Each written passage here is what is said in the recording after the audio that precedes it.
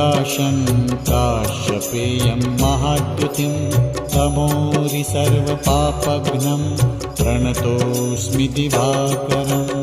ॐ ह्रां ह्रीं ह्रौं स्वः सूर्याय नमः।